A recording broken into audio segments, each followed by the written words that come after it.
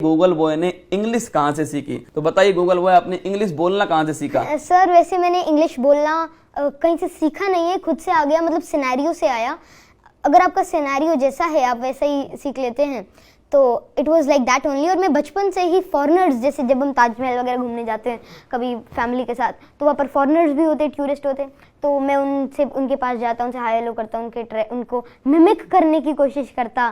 तो ऐसे मिमिक्री से धीरे धीरे इंग्लिश बढ़ गई और ऐसे ऐसे धीरे धीरे आई स्टार्टेड इट। ये मिमिक्री वाला जो है ना, ये तो बड़ा खतरनाक है गूगल बॉय का। मतलब अभी मैं आपको सुनाऊंगा, इतनी खतरनाक मिमिक्री करने वाला है। सबसे पहली बात तो आपका फील्ड ऑफ इंटरेस्ट क्या है? क्योंकि मैंने सुना है कि आपका फील्ड ऑफ इंटरेस्ट बदलता रहता है। जी, मेरा फील्ड ऑफ इंटरेस्ट ये 100% सही बात है कि मेरा जो फील्ड ऑफ इंटरेस्ट है वो बदलता रहता है। हाँ, अब काफ़ी सालों से नहीं बदल रहा। इसका एक रीज़न है कि जैसे मैं जब 5 साल का था तब मुझे IFS बनना था, इंडियन फॉरेन सर्विस के अंदर जाना था। उसका रीज़न था मेरे को एम्बेसडर बन के, मेरा तब तक कोई पासपोर्ट नहीं था और मैं फॉरेन नहीं घूमा था। आई थॉट कि अरे अच्छा है, फॉरेन घूमूंगा, मज़ा आएगा। तो और साथ में तो दैट वाज माय एम। फिर शुरू में उससे पहले I thought to become an IAS, क्योंकि मैं पापा से पूछता, पापा जी सबसे पावरफुल कौन है? So he said okay in district, जिले के अंदर तो DC है, हु इज एन IAS। तो धीरे शुरू में IAS, फिर IFS, फिर एस्ट्रोनॉट, फिर मेरी स्पेस के अंदर थोड़ी सी रुचि बढ़ने लगी। फिर मैं और डेप्थ में जाने लगी, थियोरेटिकल फिजिक्स, क्लासिकल फिजिक्स के बाद क्वांटम मैकेनिक्स, तो ऐसे ऐसे फिर उससे स्पेस साइंटिस्ट, उससे फिर एस्ट्रोफिजिसिस्ट। तो अभी मतलब 4-5 साल हो गए हैं, 3-4 साल। So now I am stable. So now I want to be an astrophysicist, and I want to provide something fruitful for our nation and for our humanity that would help us in understanding what is actually the world and how the world works. तो astrophysics जी, सबसे पहले तो आप कौटिल्य यही बता दीजिए हमारे दर्शकों को, ये एस्ट्रोफिजिक्स का आसान भाषा में मतलब क्या है? बताता हूँ मैं आपको।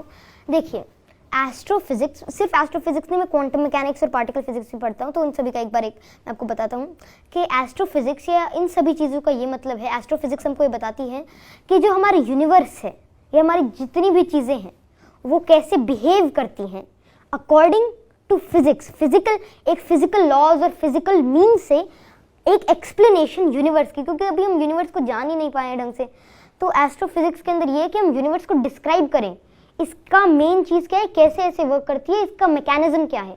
और ऐसे ही क्वांटम मैकेनिक्स होते हैं पूरे यूनिवर्स को ही एक्सप्लेन करना फिजिक्स के लॉ से, लेकिन एक बहुत ही क्वांटम स्केल पर, जहाँ पर हम देखते हैं तो इंट्रामोलिक्यूलर, न्यूक्लियर, तो उस स्टेज के ऊपर एक्सप्लेन करना। क्योंकि तब जाकर, जैसे अगर आप क्लासिकल मैकेनिक्स की बात करें तो वहाँ पर जो सेलेस्टियल ऑब्जेक्ट्स के लिए, मतलब अगर आप मून, अर्थ, कैसे ऐसे बात करते हैं, आदमी, if you take a little object, फिर वो it's aptly true, Newtonian mechanics is really fine in it. लेकिन अगर हम बहुत ही क्वांटम स्केल की बात करते हैं तब न्यूटोनियन मैकेनिक्स या क्लासिकल मैकेनिक्स वो गलत प्रूव हो जाती है, इसलिए हम आइंस्टाइनिक मैकेनिक्स या फिर क्वांटम मैकेनिक्स का सहारा लेते हैं। तो quantum mechanics will prove that how actually the universe works on a quantum scale. आप सोच रहे होंगे कि आपने एक गूगल बॉय देखा था जिससे पूछा जाता था कि आर्मेनिया की राजधानी क्या है, वो तुरंत जवाब देता था। एक वो गूगल बॉय था और एक आपके सामने जो एस्ट्रोफिजिक्स, क्वांटम फिजिक्स की बात कर रहा है। मतलब 5 मिनट में मेरे दिमाग की लस्सी हो चुकी है ना। सच बताऊं तो मतलब इतनी साइंस, इतना फिजिक्स, इतना डेप्थ, आज आएगा आनंद। तो सबसे पहले तो वही बात कि कौटिल्य ने इंग्लिश जो सीखी है वो ट्रैवलर से सीखी है। हाँ, धीरे धीरे फिर वहाँ से थोड़ी बहुत सीखी, फिर खुद ही प्रैक्टिस करी। फिर एक और चीज़ जिनको लगता है कि इंग्लिश डिफिकल्ट भाषा है, क्योंकि यहाँ पर राजस्थान के और उत्कर्ष को मैं थैंक्स कहना चाहूँगा कि उन्होंने अपनी जो एजुकेशन है वो गाँव तक, हर छोटे छोटे कोने तक पहुँचाई। तो यहाँ पर काफ़ी बच्चे होंगे जिनको उसमें दिक्कत आती होगी।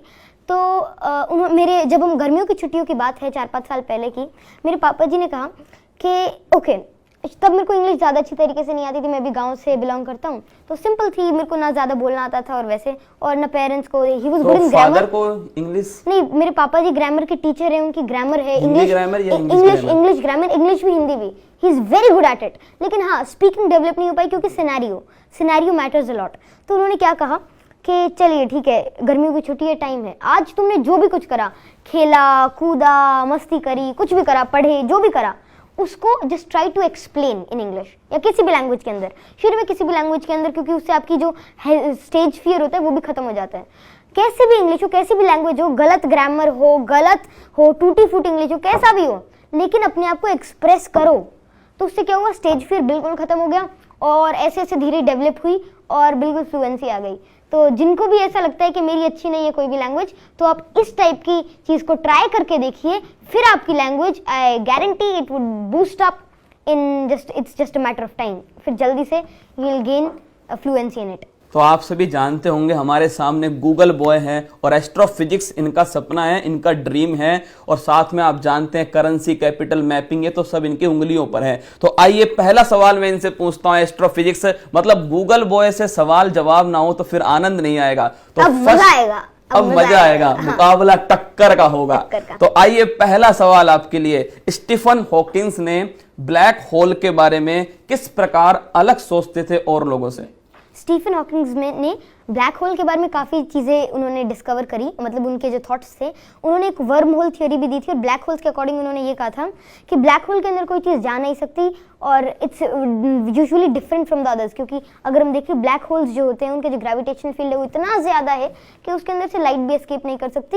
एंड इट इज़ लाइक जब इवेंट हॉराइजन पर कोई भी चीज़ पहुंच जाती है तो वहाँ से रिटर्निंग बैक का कोई भी चारा नहीं रहता, और इवेंट हॉराइजन से जो ग्रेविटेशनल फील्ड है वो इतना बढ़ जाता है कि कितना भी मास का ऑब्जेक्ट हो वो वहाँ से अंदर ही जाएगा।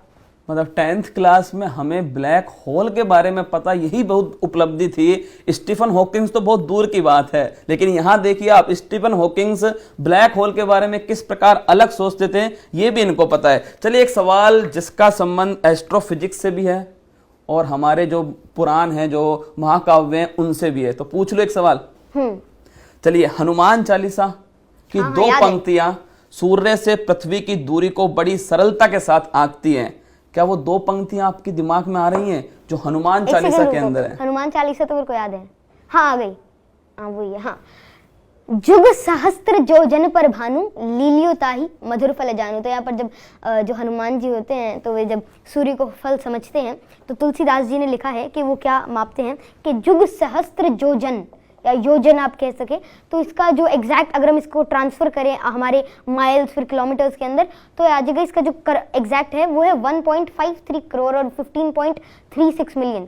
तो नियर अबाउट ये उसका क्या कहते हैं, उसके जो लेंथ है, मतलब जो डिस्टेंस है, और ये बहुत ही ट्रू है क्योंकि अगर आप हमारे अब की बात करें तो अर्थ से लेकर, अर्थ के सेंटर से लेकर, ये सेंटर का नहीं है, ये जो है वो सन के आगे का है। अगर हम अर्थ के सेंटर से सन के सेंटर को देखें तो उसका जो डिस्टेंस है that is 1 AU, and 1 AU is one astronomical unit which is near about 14 crore 95,97,286 kilometers. So it is much near to it. मैं थोड़ा सा मैं भी पीता हूँ, टेस्टी है। टेस्टी है, सही बात है ना एकदम। मतलब जो आपने डिस्टेंस का बताया है ना अभी मुझे, मतलब मेरे तो ऊपर से चला गया है पर मैं बाद में पहुंच करके जरूर सुनूंगा एक बार, है ना। तो चलिए गूगल बॉय से स्पेस बॉय की तरफ आगे बढ़ते हैं। एक सवाल एस्ट्रोफिजिक्स का। प्लूटो जो प्लेनेट था पहले, अब उसे कैटेगरी से बाहर कर दिया, तो किस कारण से? सो सर, इन 6 नवंबर 2008 को प्लूटो को जो प्लैनेट्स की कैटेगरी है इससे बाहर कर दिया गया था, and it was awarded the title of dwarf planet. इसका रीजन ये था कि जो प्लूटो था वो अपने ऑर्बिट को छोड़कर ट्रांस नेपट्यूनियन रीजन के अंदर चला जाता था, और इसकी वजह से क्या थी, क्योंकि जो प्लैनेट के लिए एक डेफिनेशन फिर से बनाई थी कि एक प्लैनेट का किसी भी स्टार के अराउंड या किसी भी सेलेस्टियल बॉडी के अराउंड एक ग्रेविटेशनल फील्ड होना चाहिए और एक फिक्स्ड ऑर्बिट होना चाहिए। तो उसका एक फिक्स्ड ऑर्बिट नहीं था, इसलिए उसको प्लैनेट की कैटेगरी से हटा के ड्वार्फ प्लैनेट की कैटेगरी में कर दिया था। And there are 5 dwarf planets, Pluto, Makemake, and there is Eris, Ceres and Haumea. मतलब space boy, Google boy, Kautilya, ये जो 5 ड्वार्फ प्लेनेट बताए हैं जी, ये कब याद किए थे? ये हो गए इसको 4-5 साल। और जो प्लूटो है, प्लूटो के टोटल 4 मून्स है जिसमें सबसे बड़ा है। प्रभु रुको जरा। तो कौटिल्य, गूगल बॉय, मैंने आपसे सवाल पूछे, फिर स्पेस बॉय के रूप में मैंने आपसे एस्ट्रोफिजिक्स के बारे में पूछ लिया। अब मैं आपसे करंट अफेयर्स पूछूंगा। मतलब लगना चाहिए ना आपने फूल पत्ती वाली क्लास कितनी तैयार की है, तो मुकाबला टक्कर का होगा, टक्कर का ही होगा पक्का। तो आप सभी देख लीजिएगा, Kumar Gaurav versus Google boy current affairs. लेकिन उससे पहले मैं चाहता हूं कि एक सवाल है जो मेरे मन में है, मेरी इच्छा है कि कौटिल्य, गूगल बॉय मिमिक्री बहुत अच्छी करता है। तो कोई मिमिक्री जो आपके दिल के बहुत करीब हो, अगर मुझसे पूछोगे तो अटल बिहारी वाजपेयी जी की मिमिक्री। ओके सर, हम आपकी इच्छा का सम्मान करेंगे, और सुनाएंगे अटल बिहारी वाजपेयी क्या की बात है, मिमिक्री। बस तैयार है। तो असलियत में ये सिर्फ मिमिक्री नहीं, अगर आप इसको सुनते भी हैं तो इसके अंदर एक बहुत ही बड़ा मैसेज छुपा है। तो जब अटल बिहारी वाजपेयी जी की 13 दिन की सरकार थी, उसके अंतिम दिन उन्होंने ये स्पीच दी थी और इससे पूरे सदन के अंदर एक अलग ही ऑरा क्रिएट हो गया था, क्योंकि इसके जो शब्द हैं उनका जो अर्थ है वो बहुत ही बड़ा और वो बहुत ही विशाल है, और ये देश को, हमारे भारत को एक्सप्लेन करते कि हमारा भारत क्या है और हमारी क्या प्रकृति है और हम कैसे हैं। तो गूगल बॉय ये तो हम क्या सुनने के बाद ही बताएंगे। ओके, तो स्टार्ट करें जी। देश आज संकटों से घिरा है और ये संकट हमने पैदा नहीं किए। जब जब कभी आवश्यकता पड़ी, संकटों के निराकरण में हमने उस समय की सरकार की मदद की है। उस समय के प्रधानमंत्री श्री नरसिम्हा राव जी ने भारत का पक्ष रखने के लिए मुझे विरोधी दल के नेता के नाते जेनेवा भेजा था और पाकिस्तानी उसे देखकर चमत्कृत रह गए। उन्होंने कहा, ये कहां से आए हैं? क्योंकि उनके यहाँ विरोधी दल का नेता ऐसे राष्ट्रीय कार्य में भी सहयोग देने के लिए तैयार नहीं होता। वो हर जगह अपने सरकार को गिराने के काम में लगा रहता है। ये हमारी परंपरा नहीं है, ये हमारी प्रकृति रही है और मैं चाहता हूं ये परंपरा बनी रहे, ये प्रकृति बनी रहे। सत्ता का खेल तो चलेगा, सरकारें आएंगी जाएंगी, पार्टियां बनेंगी बिगड़ेंगी, मगर ये देश रहना चाहिए, इस देश का लोकतंत्र में रहना चाहिए। क्या बात है। मतलब कौटिल्य, मतलब ये लाइन सुनकर हम उसी मूड में चले गए जब वो सदन में जो वो स्पीच चल रहा था ना, और अटल बिहारी वाजपेयी जी खड़े थे और वो स्पीच दे रहे थे, और उसके बाद जो तालियां बजी थी ना, वही तालियां बजनी चाहिए आपके लिए। चलिए एक और मेरी इच्छा है, वो भी मैं आपसे पूछूंगा, लेकिन उससे पहले चलिए महासंग्राम स्टार्ट करते हैं आज का। Google boy, space boy versus Kumar Gaurav. ठीक है सर। मुकाबला टक्कर का होना चाहिए। सर, मतलब तो कुछ सवाल तो मेरे पास हैं, अगर तूने उनके सही जवाब दिए तो मैं पूरी कोशिश करूंगा तुझे फंसाने की। Okay sir. तो तैयार है? पक्का। तो चलिए करंट अफेयर्स का पहला सवाल का रिलेशन एस्ट्रोफिजिक्स से ही होगा। Okay sir. चलो ठीक है, पहला सवाल, फाल्कन 9 रॉकेट किस कंपनी का रॉकेट है? स्पेसएक्स, जो कि एलन मस्क की है, टेस्ला की सब्सिडरी कंपनी। इतनी तेज तो रॉकेट भी नहीं जाता। चलिए सेकंड क्वेश्चन, हबल टेलीस्कोप किस देश का है? हबल टेलीस्कोप यूएसए का है और मतलब ये एडविन हबल के नाम से है, और एडविन हबल सर ने 1920 के अंदर एक्सपैंडिंग यूनिवर्स की थियोरी दी थी, और फिर उन्हीं के मतलब उनके ऑनर के अंदर नासा ने भेजा था और ये डिस्टेंट गैलेक्सीज को ऑब्जर्वेशन के लिए भेजा था। इसके बाद केपलर भेजा था, और अभी कुछ साल में, क्योंकि हबल अभी फिलहाल बंद हुआ है, तो अभी कुछ साल के अंदर हबल टेलीस्कोप की जगह एक और टेलीस्कोप नासा भेज रही है जिसका नाम है जेम्स वेब स्पेस टेलीस्कोप। और जो जेम्स वेब स्पेस टेलीस्कोप है वो, उसकी एक विशेषता है कि वो डार्क मैटर और ऐसी चीज़ों को, जो कि सिर्फ ऑब्जर्वेबल यूनिवर्स नहीं, वो ऐसी चीज़ों को टेम करेगा जो कि इलेक्ट्रोमैग्नेटिक रेडिएशन से नहीं डिटेक्ट होती, जो नॉर्मल रेस से नहीं डिटेक्ट होती। और गूगल बॉय की एक खास विशेषता है कि इन्हें रोकना पड़ता है ना, क्योंकि मैंने पूछा हबल टेलीस्कोप किस देश का है, और इन्होंने हबल टेलीस्कोप क्या है, जेम्स वेब कौन सा आने वाला है, एडविन हबल कौन थे। Third question, okay sir. Vikram lander हमारे किस यान के साथ गया था? तो जो विक्रम लैंडर था वो चंद्रयान 2 के साथ गया था, और जो विक्रम लैंडर को मैंने उसको बनते हुआ भी देखा है मेरे सामने, मेरे इतना एक सेक्शन था और उसके साइड में विक्रम लैंडर बनना था। मतलब हाँ, तो मैं जब नहीं, ऐसे नहीं, मैं 3 साल पहले या 2 साल पहले मैं इसरो के अंदर गया था, और वहाँ के एक विजिट के अंदर, और वहाँ पर जो इसरो के डायरेक्टर थे आइजैक और आईसाइट के, जहाँ पर जो सैटेलाइट्स हैं वे बनते हैं, तो वहाँ पर mister M Annadurai, doctor M Annadurai sir, तो उनसे मिलने के बाद वहाँ पर साइंटिस्ट से मेरा एक डिस्कशन हुआ, एक पैनल डिस्कशन, और उसके बाद मैंने उसको घूमा आइजैक और आईसाइट को, और वहाँ पर मेरे इतने दूर था, और वहाँ पर प्रज्ञान रोवर भी साइड में रखा हुआ था, उसका मॉडल, और विक्रम लैंडर बन रहा था, और डॉक्टर एम अन्नादुरई सर ने मुझे मंगलयान का और इन सब के मॉडल्स भी दिए थे गिफ्ट के अंदर, and it was a great moment for me to see the live making of Vikram lander. और साथ में मैंने GSAT-11 जो इंडिया का सबसे बड़ा सैटेलाइट है, उसको भी बनते हुए देखा है वहाँ पर। क्या बात है। चलिए अब मंगलयान का जिक्र कर ही दिया है, तो जो मंगलयान था उसको किस लॉन्चिंग व्हीकल से भेजा गया था? ओके, तो जो मंगलयान था, that it was launched by PSLV, polar satellite launch vehicle, और and it was because it was a great thing, because polar satellite launch vehicles जो होते हैं वे जनरली 30,000 या 20,000 किलोमीटर्स तक के चीज़ों को ऑर्बिट के अंदर पहुंचाने के लिए यूजुअली काम होते हैं, और मून तक चंद्रयान 1 तो उससे सक्सेसफुली हो गया था, बट ये पहली बार हुआ था कि किसी भी देश ने मार्स तक इतनी दूरी 0.5 AU की दूरी अर्थ से मार्स तक की एक पोलर सैटेलाइट लॉन्च व्हीकल से करी। नॉर्मली ये जीएसएलवी से ही होता है, जियो सिंक्रोनस लॉन्च व्हीकल से। तो it was a great miracle. और कौटिल्य पहली बार ही हुआ था जब किसी देश ने फर्स्ट अटेम्प्ट में ही मंगल फतेह किया था जी। चलिए नेक्स्ट क्वेश्चन आपके लिए है कि जो अभी हाल ही में एक अमेजोनिया सैटेलाइट गया था। कौन सा? अमेजोनिया। अब देखिए इसमें दो क्वेश्चन है। अब या तो आप नाम से समझ जाओगे कि सैटेलाइट किस देश का था, मतलब गूगल बॉय और स्पेस बॉय दोनों लगेंगे इस सवाल में। अच्छा। अगर आपको नहीं आता तब भी बता दोगे कि अमेजोनिया जो सैटेलाइट है ये किस देश का सैटेलाइट था जो इसरो ने भेजा था। Okay, it was a Brazil. क्या बात है। एक अपने इसके अंदर मैंने एक और सोचा, शुरू में लगा कि अच्छा कहीं जेफ बेजोस की कंपनी ब्लू ओरिजिन का तो नहीं है। हाँ, लेकिन फिर अगर वो भेजते तो नासा से भेजते। और इसरो इज ग्रेट, और इसरो ने अभी बहुत सारे, मतलब इट्स अ ग्रेट मोमेंट कि इसरो जो है वो और देशों की सैटेलाइट्स को भेज रहा है। और जो हमने 104 सैटेलाइट्स को भेजा था तो उसके अंदर मेजॉरिटी फॉरेन सैटेलाइट्स थे। So it was a great thing कि हम एक हब बन रहे हैं, इसरो एक हब बन रहा है, हमारा देश एक हब बन रहा है जहाँ से और देश देखते हैं कि अपने सैटेलाइट्स को लॉन्च करने के लिए। जैसे पहले जो हमारा इसरो था जब इतना डेवलप नहीं हुआ था तब वो फ्रेंच गुयाना के अंदर से वो अपने सैटेलाइट्स को भेजता था, लेकिन अब सारे देश इंडिया को अप्रोच कर रहे हैं कि हम तुम्हारे यहाँ से अपने सैटेलाइट को लॉन्च करेंगे। तो आपने इसरो ही विजिट किया या सतीश धवन केंद्र ये भी विजिट किए थे?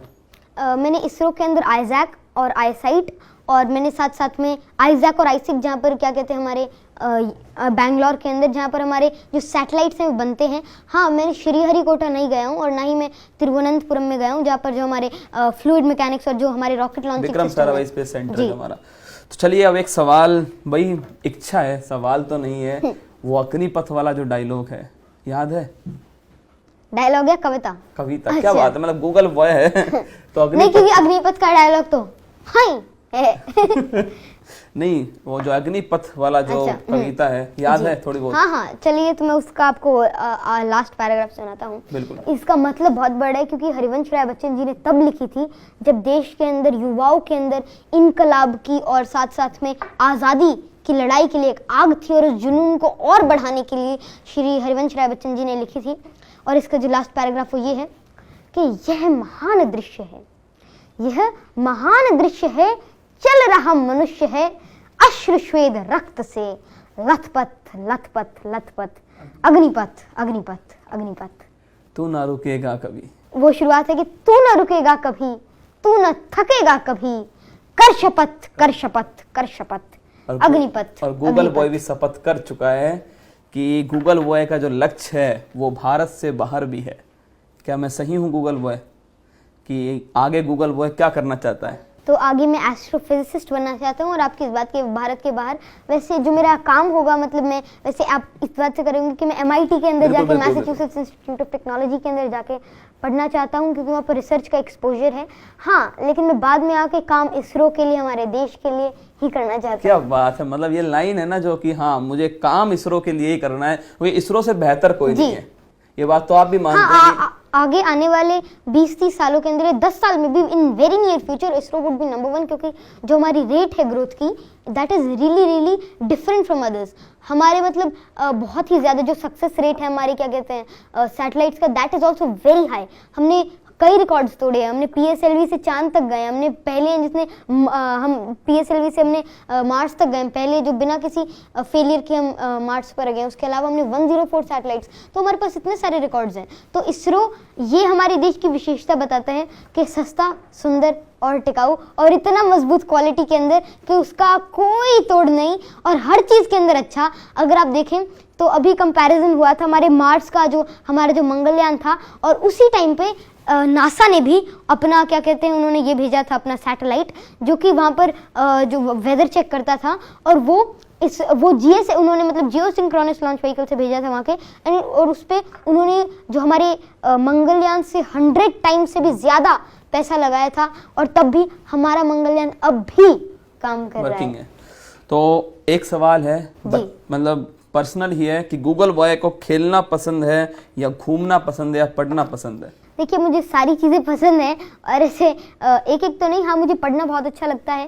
कितने घंटे पढ़ता है गूगल बॉय? कितने घंटे से मेरे फिक्स नहीं है, लेकिन जब भी मैं पढ़ता हूँ तब मैं काफ़ी देर के लिए पढ़ता हूँ। मतलब जब मेरा मन करता है तो ऐसा नहीं है कि मैं आधे घंटे के अंदर उठ गया, 2 घंटे या 3 घंटे के अंदर उठ गया, तब मैं काफ़ी लंबा टाइम उसको देता हूँ और पूरी अंडरस्टैंडिंग और पूरी कॉन्सेंट्रेशन के साथ देता क्या गूगल बॉय को खेलना पसंद है? हूँ बहुत ज़्यादा।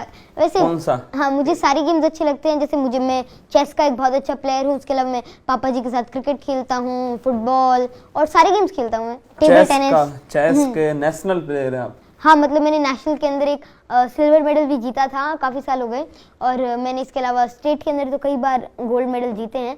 और उसके अलावा मुझे चेस बचपन से बहुत अच्छा लगता है। तो क्या गूगल बॉय टॉप के लिए ही जन्म लिया है गूगल बॉय ने? नहीं, ऐसा मतलब चेस भी हो गया, स्पेस भी हो गया, करेंसी, कैपिटल, मतलब इस छोटे से दिमाग में इतना सब कुछ। देखिए दिमाग, ये भी एक बात मैं आप सभी को कहना चाहूँगा कि जितने भी पेरेंट्स देख रहे हैं, जितने भी लोग देख रहे हैं उनको, कि किसी का भी, स्पेशली एक बच्चे का, एक स्टूडेंट का दिमाग कभी भी कम नहीं होता। एक चीज़ होती है कि छोटे बच्चे ना सवाल बहुत ही अलग और बहुत ही डिफरेंट सवाल पूछते हैं और बहुत ही अच्छे सवाल पूछते हैं, लेकिन पेरेंट्स बच्चे को नज़रअंदाज कर देते हैं, उसकी जो क्यूरियोसिटी है उसको कर्ब कर देते हैं, ये कह के कह रहे नहीं यू आर जस्ट स्मॉल, तुम तो बहुत छोटे हो, तुमको तो समझ में नहीं आएगा, ये तुम्हारे सिर के ऊपर से चला जाएगा। लेकिन एक बच्चा, एक स्टूडेंट उसको समझ सकता है। अगर हम उसकी क्यूरियोसिटी को बढ़ाएंगे तो वो कल आज 1 सवाल पूछते हैं, कल 2 सवाल पूछेगा और ऐसे ऐसे उसको वो बढ़ता रहेगा, पूछता रहेगा, वो सीखता रहेगा। और अगर हम क्यूरियोसिटी को कर्ब कर देते हैं तो उसके अंदर का